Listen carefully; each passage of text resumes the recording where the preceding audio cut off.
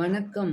தாங்கள் இதுகாறும் என்னுடைய பாட்காஸ்ட்க்கு அளித்த ஆதரவுக்கு நன்றி. மேலும் ஆதரவு கொடுக்கும்படி கேட்டுக்கொள்கிறேன்.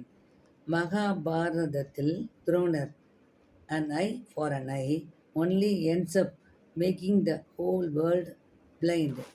பழிக்கு பழி பழிக்கு பழி என்ற நிலை ஏற்பட்டால் உலகம் முழுவதும் பார்வையற்றவர்களால் நிரம்பிவிடும். இது காந்தியடிகளின் கோட். இந்த கோட் துரோணரின் வாழ்க்கைக்கு பொருந்தும். துரோணர் நல்ல ஆசிரியர், சக்தி வாய்ந்த போராளி. அவருடைய சக்தி மகாபாரத போரின் நடுவில் தான் உணர முடிகிறது. போர் புரியும் வல்லமை பாண்டவர்களை மிரட்டி விடுகிறது. துரோணருடைய அம்பிலிருந்து புறப்படும் நெருப்பு பொறி மொத்த பாண்டவர்களையும் தீக்காயப்படுத்தி விடுகிறது. அம்பு பாய்ந்தால் அதை தாங்க கவசம் உள்ளது. ஆனால் நெருப்பு பாய்ந்தால் என்ன செய்வது? இவரை இப்படியே விட்டால் பாண்டவர்கள் படையில் யாருமே இருக்க மாட்டார்கள் என்ற நிலைமை. டூ ஆர் டை என்ற சிச்சுவேஷன். அந்த கண்ணன் இருக்கிறான், அர்ஜுனன் இருக்கிறான், பீமன் இருக்கிறான் சொல்லலாம். ஆனால் பாண்டவர்களின் படை உள்ளத்தால் சோர்ந்து விட்டது. தைரியத்தை குலைக்கின்ற கதாபாத்திரமாக துரோணர் விளைகிறார். இனி அவருடைய கதையை பார்க்கலாம்.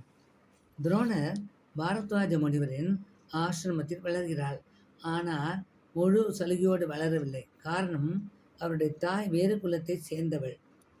அதனால் அருகில் உள்ள அக்னிவேசர் என்பவருடைய ஆசிரமத்தில் வளர்கிறார். அங்கு அவர்தான் முதல் குரு. பாஞ்சால நாட்டு மன்னனான பதவியேற்கும் துருபதனும் அங்கே வருகிறான். அவனுக்கு அந்த அக்னிவேசர் வில்வித்தை சொல்லித்தர முடியாது என்று கூறிவிட்டார். காரணம், 20 வயதுக்கு மேற்பட்டால் அவருடைய விரல்கள் வளையாது, அதனால் கட்டுத்தர முடியாது என்று மறுத்துவிட்டார். துரோணருக்கு பரிதாபமாக இருந்தது. அவரே வில்வித்தையை கற்றுத்தருகிறார். அவன் வில்வித்தையில் சிறந்தனாகிறான். பயிற்சி முடிந்து செல்லும் பொழுது துருபதன் எப்போது வந்தாலும் என்னுடைய நாட்டின் பாதியை அவனுக்கு தருகிறேன் என்று சொல்லிவிட்டு செல்கிறான். ஒரு கட்டத்தில் நெருக்கமாக இருந்த உறவுகள் பிரிந்து போகிறது. துரோணர் அக்னிவேசரின் ஆசிரமத்தை விட்டுவிட்டு கிருபரின் தங்கையை மணந்து கொள்கிறார். அஸ்வத்தாமன் என்கிற மகனும் பிறக்கிறார். வறியவர்கள் வசிக்கின்ற பகுதியில் ஆசிரியராக இருக்கிறார். அப்பொழுது அவரும் வறியவராக தான் இருப்பார் அல்லவா? அஸ்வத்தாமனுக்கு பசும்பாலுக்கு கூட வழி இல்லை.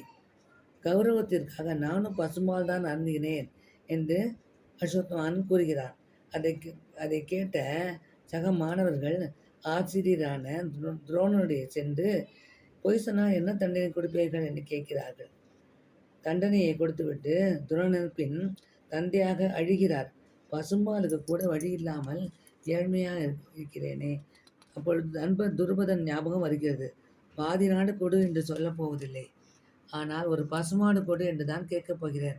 துருபதன் நாட்டுக்கு செல்கிறார். துருபதன் அடையாளம் கொண்டதாக காட்டிக்கொள்ளவே இல்லை. அதுக்கு துரோணர், நீயும் நானும் ஒரே பள்ளியை படித்தோம், நான் வில்வித்தையை கட்டி கொடுத்தேனே என்று ஞாபகம் இருக்கிறார் என்று கேட்கிறார். நான் நாட்டின் அரசன், உனக்கும் எனக்கும் நட்பு என்று எப்படி சொல்கிறாய் என்று வெளியே அனுப்பிவிட்டார். அவர் அர்ச்சினாபுரம் வழியாக செல்கிறார். அப்பொழுது இளவரசர்கள், அதாவது கௌரவ பாண்டவர்கள் பந்து விளையாடி கொண்டிருந்தனர். ஒரு சமயம் பந்து கிணற்றில் விழுந்து விட்டது. காவலாளிகள் முயன்றும் எடுக்க முடியவில்லை. அப்பொழுது துரோணர், நான் எடுத்துக் கொடுக்கிறேன் என்று வருகிறார். அவரிடம் வில் அம்பு கூட கிடையாது. தர்பை புல் ஒன்றுதான் இருக்கிறது. தர்பை புல்லை எடுத்து அவ்வளவு நுட்பமாக எறிகிறார். அது பந்தின் மேல் சொருகிக் கொள்கிறது. மீண்டும் இன்னொரு தர்பை புல்லை எடுத்து அதை தூவும்போது அந்த தர்பை புல் மேல் பொருந்துகிறது. இப்படி தர்பை புல்லை போட்டு ஒரு சங்கிலி போல ஆக்கி பந்தும் மேலே வர அதன் மூலம் பந்தை எடுக்கிறார். அவரது திறமையை கண்டு அசந்து போகிறார்கள் குழந்தைகள். தாத்தா பீஷ்மரிடம் போய் சொல்கிறார்கள். பீஷ்மர் இவரை பற்றி ஏற்கனவே கேள்விப்பட்டிருக்கிறார். உடனே அவரை அந்த அரசியலங்குமாரர்களுக்கு குருவாக நியமிக்கிறார். இப்படிதான் இவர் குருவான வரலாறு. அடுத்த பகுதியை அடுத்த எபிசோடில் பார்க்கலாம். வணக்கம்.